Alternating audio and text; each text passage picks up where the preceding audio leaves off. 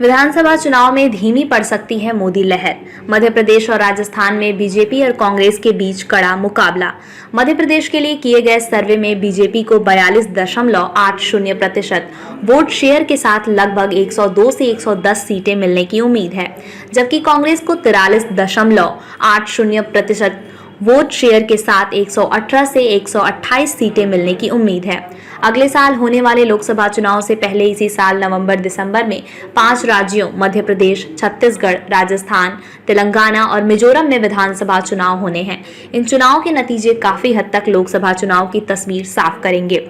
यही वजह है कि सभी दलों ने इन चुनावों के लिए भी अपनी पूरी ताकत लगा दी है। इन 5 राज्यों में सबसे ज्यादा जिनकी चर्चा हो रही है उनमें राजस्थान, मध्य प्रदेश हैं, लेकिन इन दोनों ही राज्यों को लेकर जो सर्वे आए हैं वो बीजेपी को परेशान करने वाले हैं। ओपिनियन पोल ने आगामी मध्य प्रदेश विधानसभा चुनाव में भाजपा और कांग्रेस के बीच कांटे की टक्कर होने की बात कही है। अगर नतीजे भी ऐसे ही आते हैं तो ये कई सवाल पैदा करते हैं। आइए आपको बताते हैं ऐसे ही कुछ सवाल और उनके जवाब। मध्य प्रदेश का सर्वे क्या कहता है, पहले उसे जानें।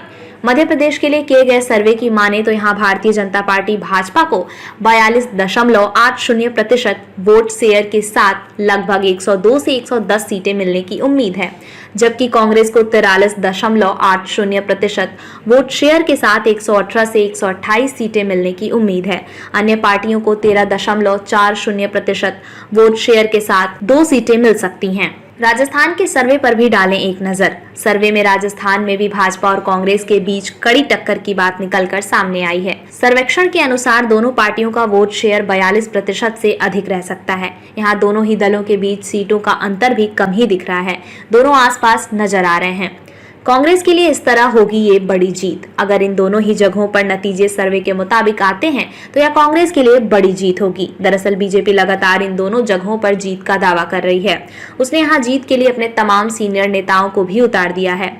यही नहीं, पार्टी नरेंद्र मोदी के चेहरे को लेकर भी लोगों से वोट मांग रही है। वहीं दूसरी ओर कांग्रेस खुद को नए सिरे से खड़ा करने में लगी है। लंबे समय बाद पार्टी को गांधी परिवार से बाहर का अध्यक्ष मिला है। कांग्रेस के राष्ट्रीय अध्यक्ष मल्लिकार्जुन खड़गे पार्टी को नई जान देने में लगे हैं। इन सबसे अलग राजस्थान में सचिन पायलट और अशोक गहलोत के बीच का झगड़ा किसी से छिपा नहीं है। मध्य प्रदेश में पिछली बार ज्योतिरादित्य सिंधिया के साथ जिस तरह बड़ी संख्या में विधायक चले गए थे वो काफी झटका देने वाला था। ऐसे में इतनी चुनौतियां होने पर बीजेपी के पूरे खेमे के उतरने के बाद भी पार्टी अगर अच्छे नतीजे लेकर आती है तो वो लोकसभा चुनाव में भी बीजेपी को कड़ी चुनौती दे सकती है। भारतीय जनता पार्टी के लिए बड़ी हार। सर्वे के हिसाब से नतीजे अपना बीजेपी के लिए बड़ी हार होगी। ऐसा इसलिए क्योंकि पार्टी ने मध्य प्रदेश में जहां अपने 3 सांसद और राष्ट्रीय स्तर के एक नेता को विधायक का टिकट दिया है, उससे पार्टी की स्थिति की चर्चा खूब हो रही है। पार्टी इसी फॉर्मूले को राजस्थान में लागू करना चाहती है, यानी वह जीत के लिए खुद भी कंफर्म नहीं है। पार्टी नरेंद्र मोदी की उपलब्धियों को भी गिनाते हुए लोगों से वोट मांग रही है। ऐसी तमाम कोशिशों के बाद भी अगर नतीजे ऐसे आएंगे तो यह पार्टी के लिए बड़ी हार होगी। लोकसभा के नतीजों पर ऐसे पड़ सकता है असर। विधानसभा के ऐसे नतीजे अगले साल होने वाले लोकसभा चुनाव के परिणामों को भी प्रभावित कर सकते हैं। ऐसे में यह बीजेपी के लिए और बड़ी परेशानी होगी।